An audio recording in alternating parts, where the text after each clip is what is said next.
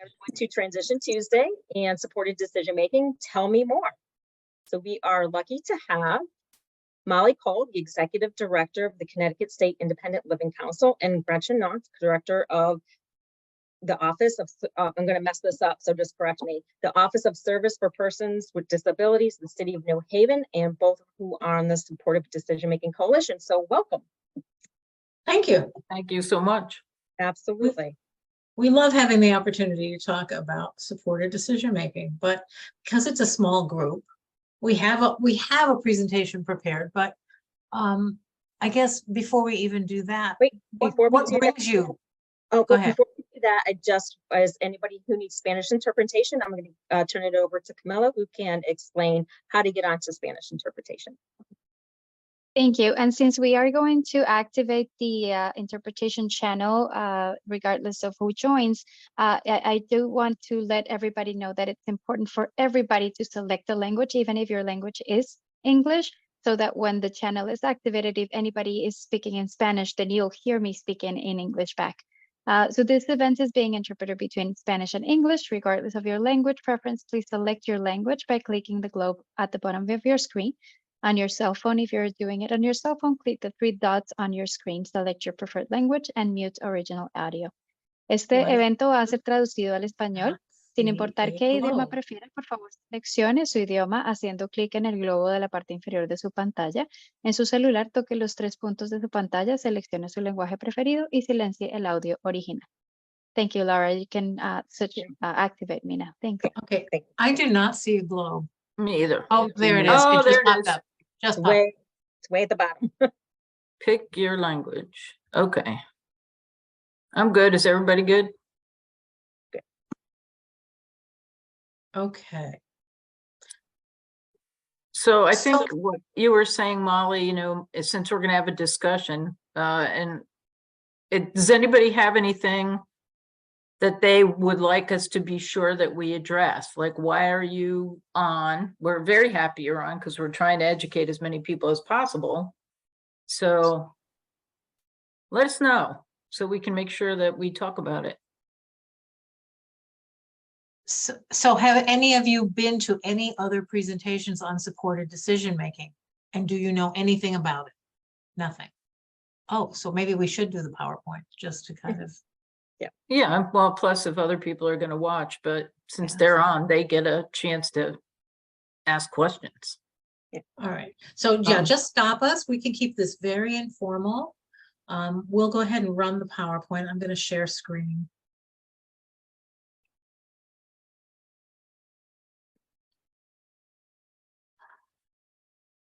And feel free to do whatever you were doing while you're listening. It's fine. Okay. Oh, There we that's so go. beautiful. Isn't it lovely? Mhm. All right. So supported decision making is really about getting help when you need it from people that you want to get help from.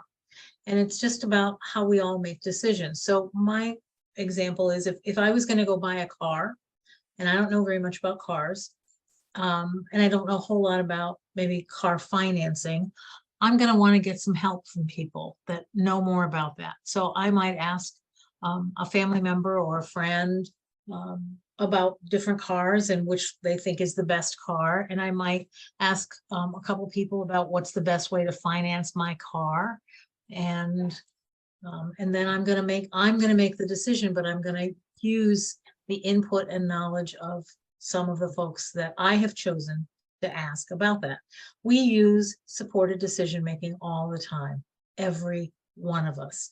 The difference for people with a disability is that they often get that right taken away from them. And so this is an alternative to guardianship. We know that supported decision making is not something for every person with a disability, but it could be something very useful for a number of people who could use this and not have to give up their rights. So Gretchen and I have been working on this for a long time with a whole lot of other people from around Connecticut and from other states as well. We have now put together the Supported Decision-Making Coalition in Connecticut. And on that coalition, we have state agencies and nonprofits, education agencies, youth and adults with disabilities, family members and advocates. And quite honestly, our coalition just keeps growing. This is the worker bees. These are the people that are really helping us spread the word. Laura is on this. And, you know, there are a number of folks who are helping us find audiences that we can have conversations with about supported decision-making. And we'll tell you more about why we want to do that as we get into this discussion. Here's just a look at who's on, just so you can see who's on the coalition. And as I said, it grows all the time. All right, Gretchen, want to talk about goals? So as Molly was saying, the Supported Decision-Making Coalition has been around for about 5 years, maybe 5.5, because we started out before the pandemic, and then things sort of, you know, went up and down. And one of our issues that we had is trying to get some funding, because it was important for us, we thought, to educate people before we did any kind of legislative work around supported decision-making. And so our goals were to educate target groups about supported decision-making as an alternative to guardianship and conservatorship, identify supporters in each of the targeted areas, develop and work for passage of legislation that recognizes supported decision-making, and then really develop a repository of information on supported decision-making. We also call it SDM. So the repository really is at the State Independent Living Council on the website.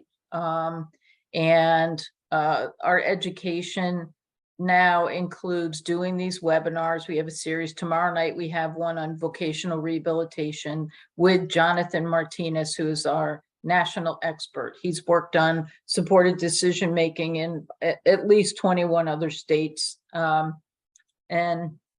actually was probably the attorney on one of the very first cases to look at allowing someone to have supported decision-making rather than sort of taking their civil rights away, because this young woman was really clearly, you know, able to make decisions with support of other people. And and then we thought it would be good to identify supporters. So as we've been doing that, they've actually, many of them have become members of the coalition. And then also in addition to the webinars, we're having a summit on November 9th, where Jonathan will be there with Jenny Hatch, who is the first case.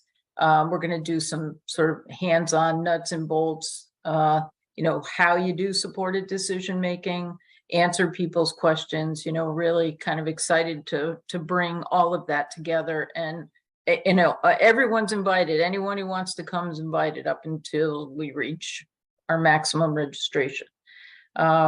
We also have a series of booklets that we are working on, the first of which is an introduction, and that is on the website for the Silk. The second, third, and fourth are actually in various stages and should be coming up and coming on soon. They're on special education, transition, and then this last one that we just sort of finalized is on voc rehab, and that goes with our webinar tomorrow. Then we're also going to do booklets on aging, money management. We may do emergency preparedness, and then I think I'm missing one. Healthcare. Healthcare, that's what it is. You know, if there's 7 or 7 on those 6, if they're 8 on those 7, that kind of thing. So those are the goals that we have. And I did put the first booklets in the chat, as well as the summit, the flyer for the summit. Oh, excellent. Thanks, Laura. Excellent. The booklet's great because it really does give you a good introduction to supported decision-making. So do you want me to continue? Yeah, go ahead. So I think Molly sort of started talking about this in the beginning, because with decision-making, we ask for help when we need to make decisions like where to work, where to live, healthcare, spending money. I mean, if you think about it, when you go to live somewhere, you want to find out about the neighborhood, you may ask people who know. Yeah, I'm always on Facebook. There are people in my town always asking for references for doctors and, health providers and who's good, even like getting your hair cut, a plumber, all of those things. So people are giving you their wisdom and helping you figure out who's going to be best for you. But you as the individual get to make the decision. So we usually ask people we trust to give us advice or to let us know, their experiences. And then one of the things that we talk about, because we talked with the self-advocates last week, is making sure that you consider who you're asking for help.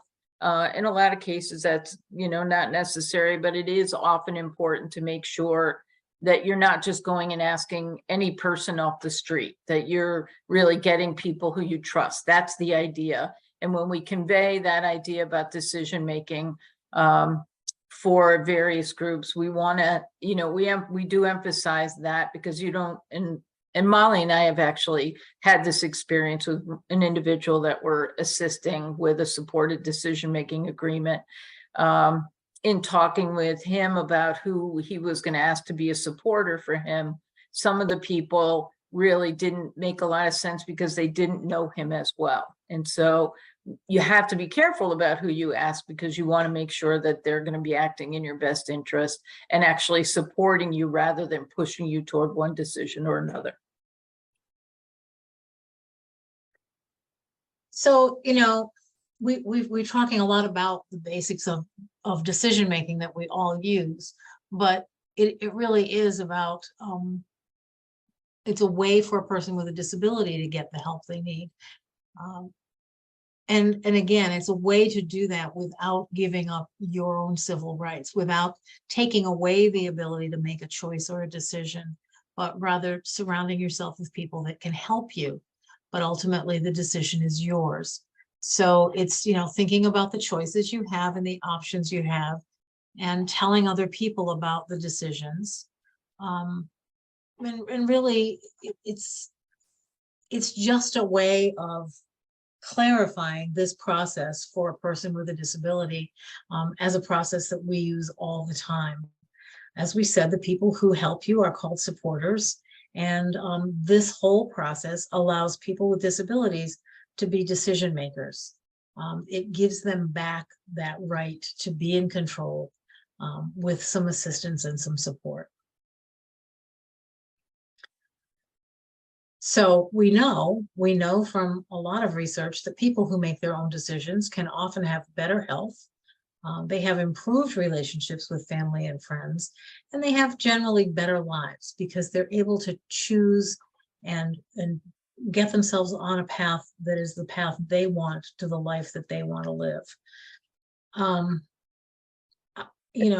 think that's kind of logical for almost anybody, that when you make those choices yourself, you feel good about what you're doing. And we have a few people on our coalition now who are people with disabilities who have supported decision-making plans, and they do feel better about their lives. They're in control, and that's a great feeling for anybody to have.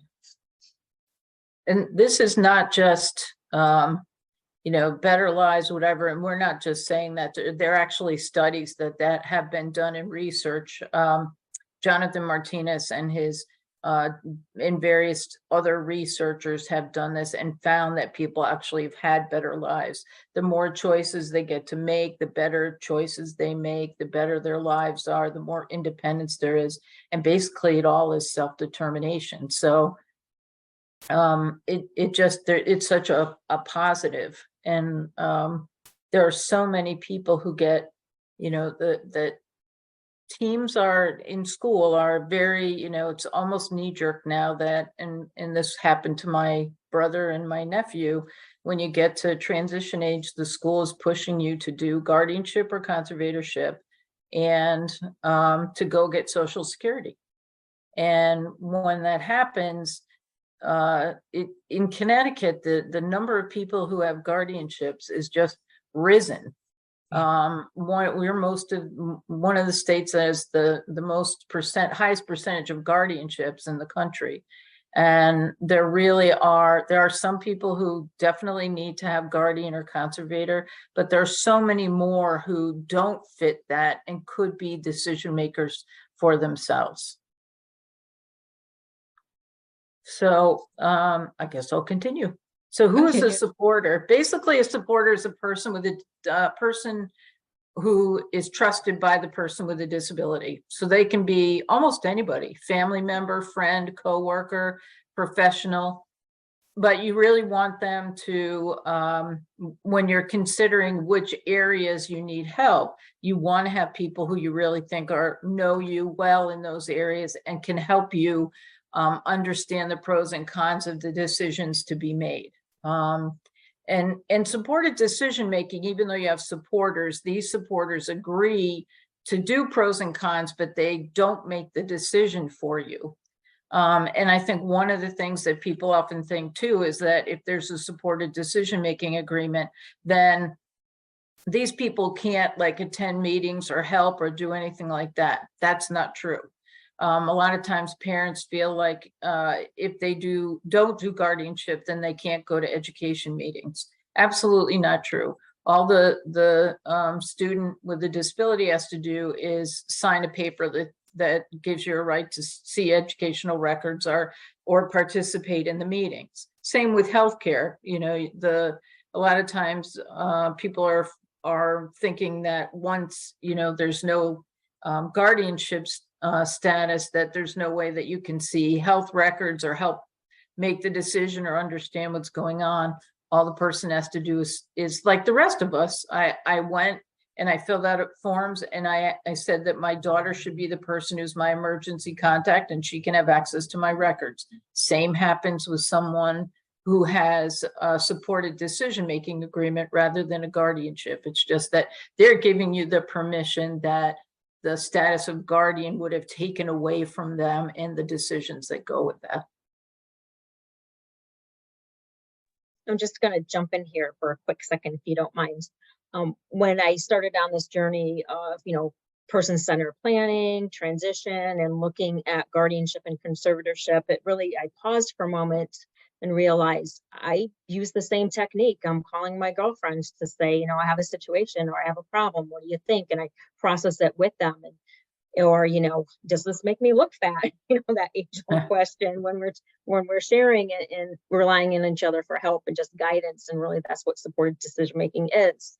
And it's always been that once you get to a certain age, when you reach the age of majority, it's conservatorship, you know, guardianship, or voluntary conservatorship, or one of those choices. No one really talks about, you know, all the other options. So this is exciting, and I won't get into the legislation because it's huge, but there is a piece of that in the legislation where school districts will start to need to talk about all the other decision-making platforms that are out there. Absolutely. Including supported decision-making, beginning in July 2024. Mm-hmm. So let's talk a little bit about how it works. So as Gretchen just alluded to, the first thing is that the person with a disability, and sometimes with assistance from a supporter, has to figure out where they are going to need help making decisions. So do they need help making decisions around healthcare or around housing? Do they have challenges with money and budget? Relationships? Are there other things that they really need help with? And, you know, we do have some lists and some resources that can help people think through the kinds of things that they might need help with. The person that Gretchen and I have been working with, we actually went through that list. He went through it and then we went through it together with him and really narrowed down the areas where he wanted the most assistance so that he could think about who could help him in those areas. So there are some resources to help in getting started, and this is really the first step in getting started, is to realize where you need assistance. And then you have to figure out who you want to be the supporter.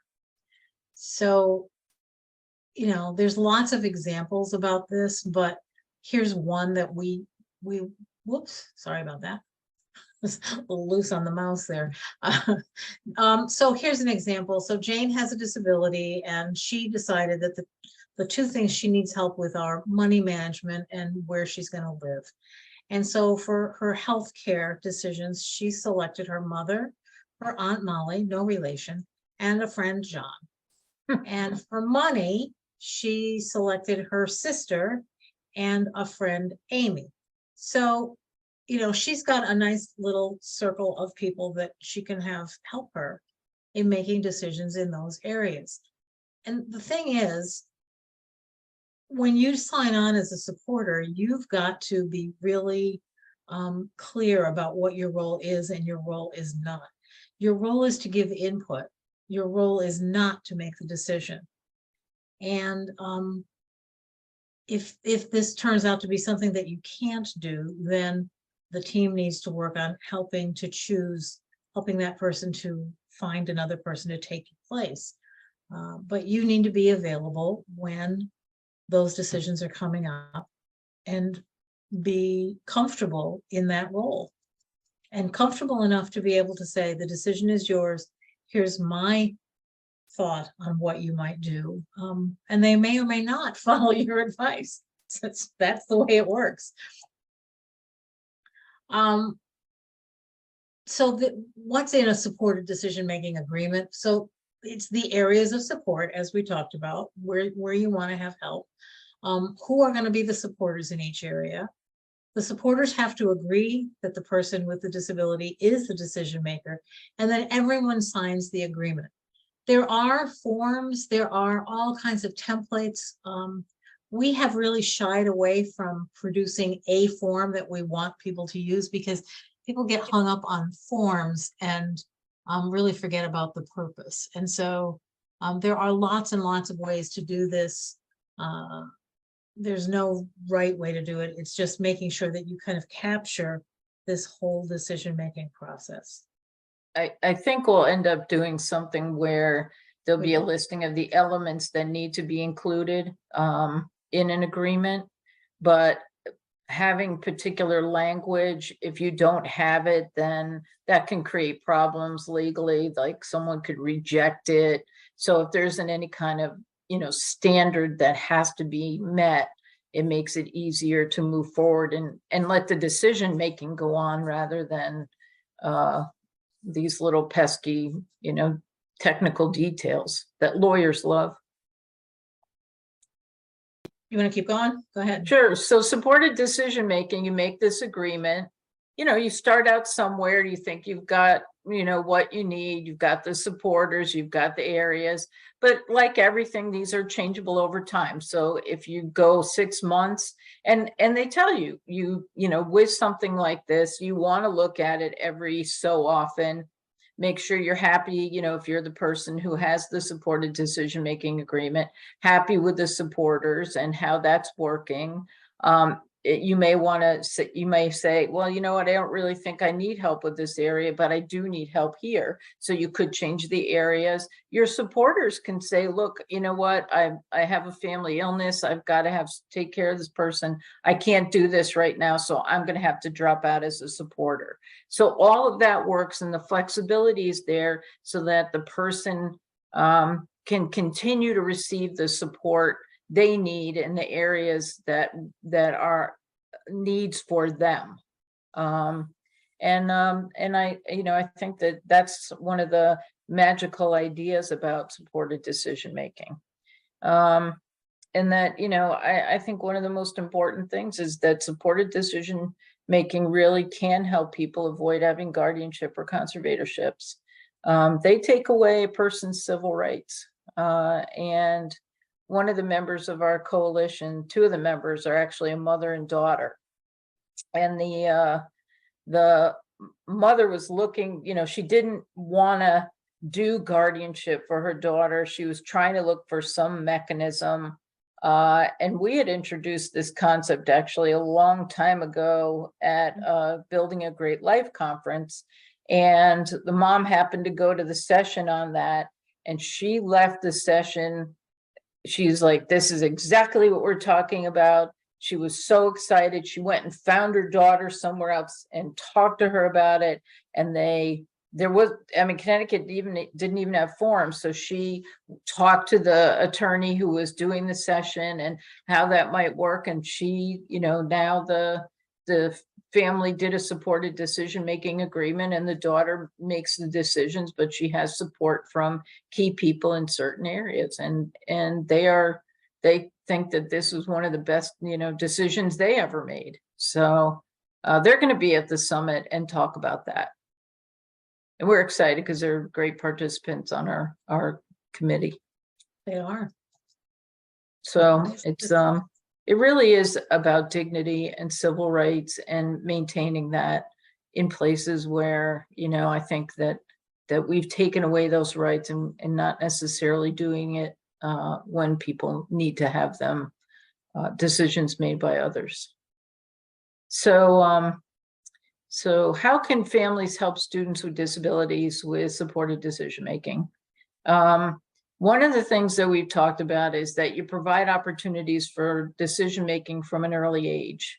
And our coalition did put together a larger booklet, and some of the things in there talk about, even at 2 years old or whatever, if their decisions like, do you want to wear a red shirt or a blue shirt? That's the beginning decision. And as the child becomes more sophisticated in decision making, and it may take a long, long time. This isn't like, developmentally maybe slower. You just, continue to have those decisions be made, because they have shown, the studies that they've done have shown that the more decisions that get made, the better and more sophisticated those decisions can be in most cases. That you don't want to assume that guardianship and conservatorship are the only options. They're not. And so as a family, learning more about that and how all of that might work together, and really choosing what's going to work best, and not just jumping to that, because doctors and transition coordinators are the biggest sort of suggesters of guardianship and conservatorship. So we're also going to be training them. Actually, on Friday, some of them. And I skipped over having your child participate in their meetings from an early age. And apparently, again, in the studies they've shown, even if they come in and say a few things at an early age and they go, but the older the child gets, the more the participation should be. And some children have actually now, run their own meetings. This is, what I want, and figuring that out. And also, if you look at our booklet, we've worked at looking at the objectives, the goals and objectives on the IEP form, even in the new format, so that they are things that are helping the child be a decision maker. And you can read the examples in there. And then don't assume that you must have guardianship or conservatorship to participate in meetings or appointments. And I think I said that before, but that's one of the things that we've heard is a barrier, and it's just not. There are different ways, to handle that, and to be a supporter that your child needs, your student needs, just by doing the right kind of legal paperwork. So this is just, where you can learn more. I will tell you that we are hopeful that in the coming year, we will be able to introduce more legislation that will require supported decision-making to be one of the options that are recognized in the probate system. But at this point, right now in the fall, we're really focused on educating as many different groups as we can about what this is, so that we can mobilize. As we all know, the legislative process can be cumbersome and long. Laura and I were just reminiscing about how long it took on the Katie Beckett waiver. So yeah, it can be really long, but we're kind of prepared for that. And we think the more people we can mobilize behind this, including legislators, the better off we will be. in being able to move it forward. This is a short legislative session, so it's really hard to know whether we can push it through, but it is a non-fiscal kind of a bill. It's not going to require money, so that does give us a little bit of a head start. But truly, if you need more information, we are more than willing to speak with groups, talk to you individually, connect you with people who have supported decision-making plans. Any way that we can help. We really want to see this take off in Connecticut. We would like to not be one of the leaders in the country and having the most guardianships, which is quite frankly where we are right now. We have a very high rate of guardianship in comparison to other states, and we would like to see that changed. That's it. Questions from any of you? I'm going to stop sharing so we can actually see each other. There we go. I do have a comment in the chat saying, I can't wait to bring this to our first MAPS meeting this spring. I hope schools are trained well on informing families. I think that's a work in progress. It's a work in progress indeed. Yes, all this is new. It's not to say that there are many individuals who do need a conservatorship or they do need guardianship, but as you heard tonight, there's more people who are conserved or put into guardianship that do not need it. So, correct.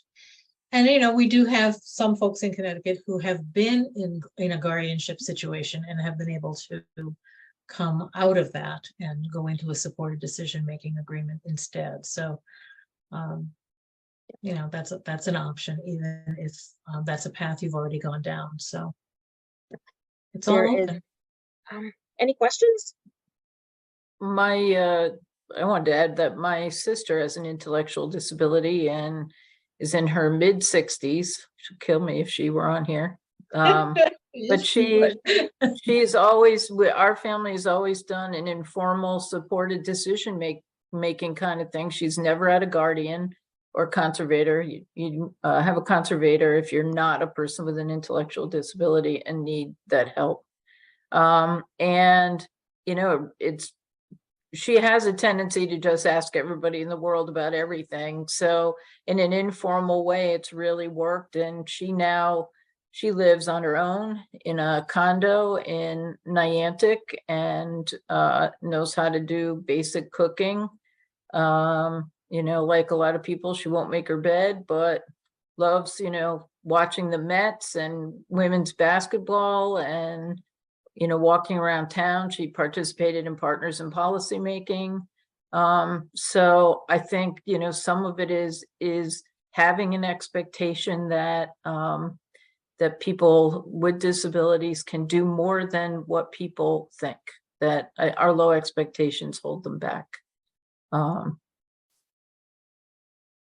know a question I often get is the fear of someone taking advantage of their loved one or taking their money or getting them into a dangerous situation.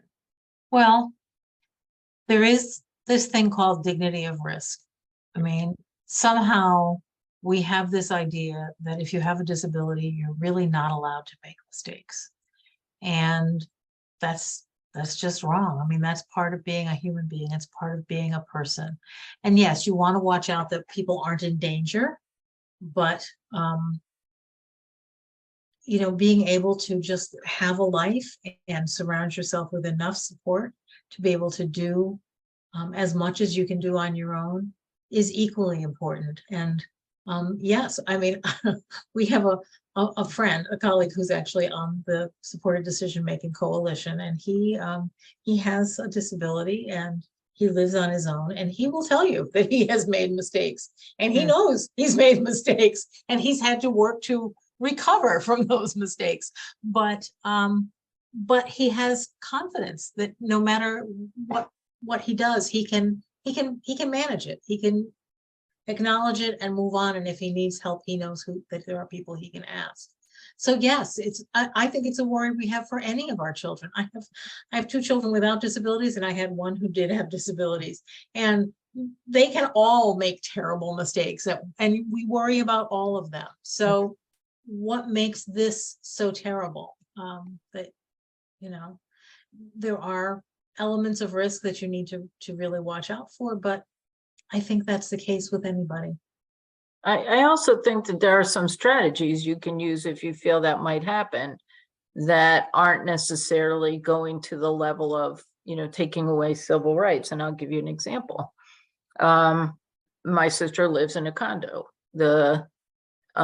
If somebody came along and said to her, if you sign over your condo, I will love you forever, she would do it, because she really just wants to have a relationship and a boyfriend and all that other kind of stuff. And so we bought the condo using her income and everything else, and she pays for it on a monthly basis, but I'm the trustee of the condo.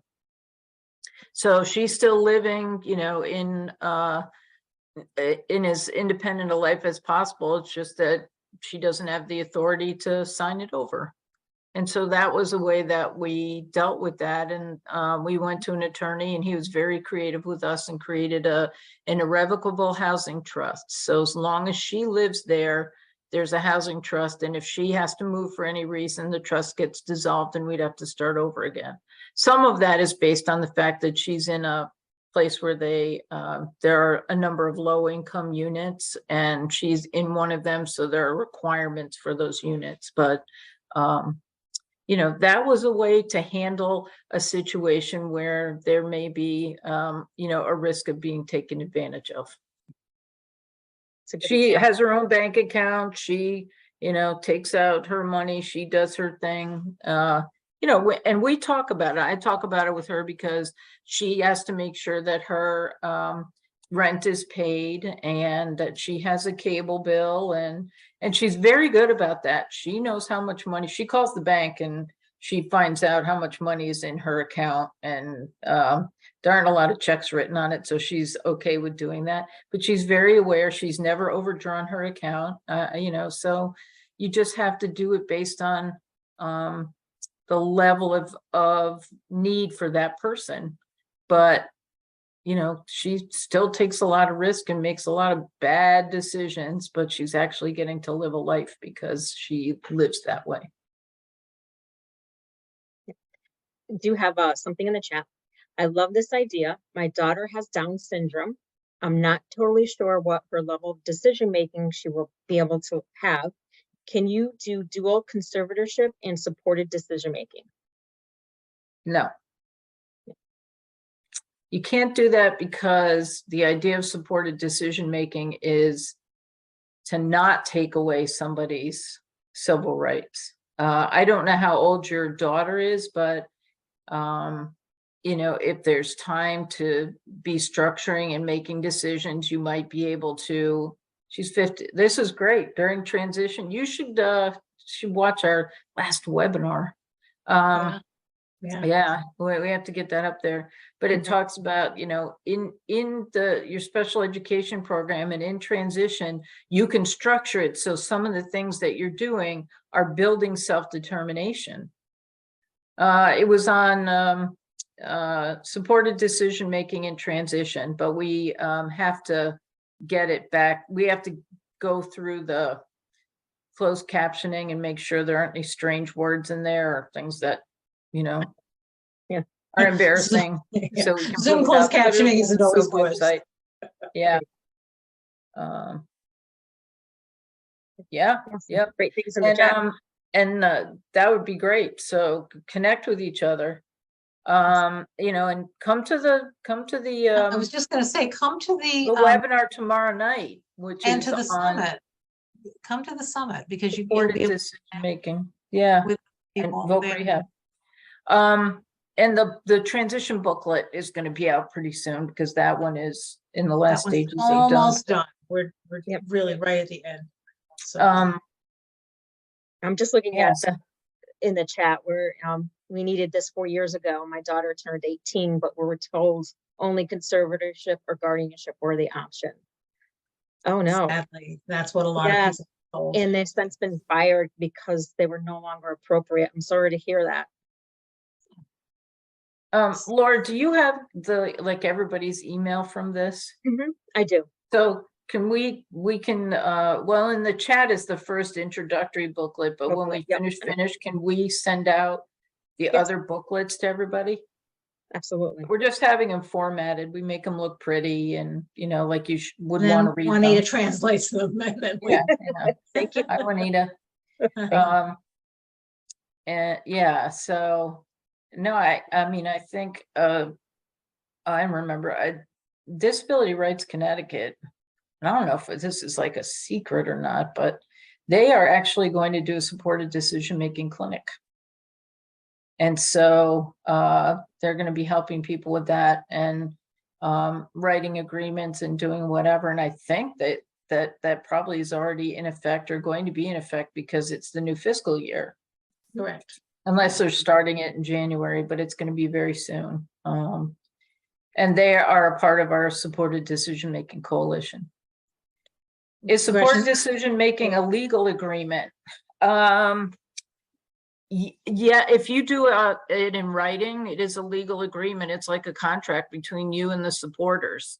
And when you bring that to somebody like the doctor's office or whatever, you could say, because doctors often say, well, you can't make your own decisions. And you can say, well, I have a supported decision-making agreement, and talk to them. And then also, if you're having a problem, again, have one of the supporters who is chosen by the person maybe have access to medical records and be there, because the supporters can also attend meetings to support, could go to an appointment and say, nope, the decision isn't mine, but sit there and possibly say, this is what the doctor is saying and these are your choices. So there are a lot of things that supporters can do, but then again, the ultimate decision gets made by the person who has the disability. And also, even if there's supported decision-making or a conservator or a guardian, they can be revoked by the probate court. You can do a supported decision-making agreement and go to the probate court and say, we don't want to do this guardianship thing anymore, and this is how we're dealing with it. And we actually think that the probate courts might be more likely to dissolve a guardianship or conservatorship if there is some kind of supported decision-making, so you can show that there's been some thought and that there are alternatives about that. I did put Sandra. in, Thanks for bye, coming. Sandra. Thank you. I did Thank you put so in much. the chat that some of the documents, the booklets and whatnot. So just Yeah, look through the chat and stuff. we're around. Laura knows how to reach us. She's part of Oh, the yeah. coalition, Yep. and I would really encourage you to come to the summit in November, if this is something you're interested in. Or the webinar tomorrow night, because Yep. it's how Voc Rehab can help with self-determination and making decisions. And employment is such a critical part of having people be independent. It allows for rent and, all these other things that you're not going to necessarily just get by keeping somebody on benefits. Yep. I put the flyer in the chat, so it lists them all, so you can sign up for tomorrow night. Excellent. Awesome. That's great. All right. Do we have any other questions? Happy to stay here as long as people. Does DDS share your webinars? I don't know if they do. I don't know if they Excellent. share them, but I will say this. I actually did a presentation to about 85 or 90 DDS case managers. I've met with the commissioner. There is significant interest in wanting to pursue this as something that is available to DDS clients. So I think we have a good movement going there. And the ombudsperson is on our coalition. Yes.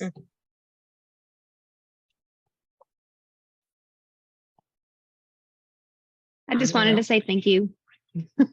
You're very Thank you welcome. for coming and listening, and we're happy to, contact us. We're happy to answer anything, at any time. People call me about lots of stuff. So even if you're not in New Haven, call me. We have the got a weird question telephone numbers, got a weird question? Just call these numbers. So just call, it's fine. As you can tell, Gretchen and I are pretty passionate about this. It's something we've been working on a long time. We really want to see it go forward. Yeah, we finally got money this year and to, do these webinars and do the summit, and educate people, because we really believe that this is a concept that shows dignity and respect for people with disabilities and their abilities, not making assumptions about the inability to do things. Thank everybody for coming. Are there any last minute questions or? Right. Well, thank you. Thank you for having us, and thank you all for coming. Absolutely.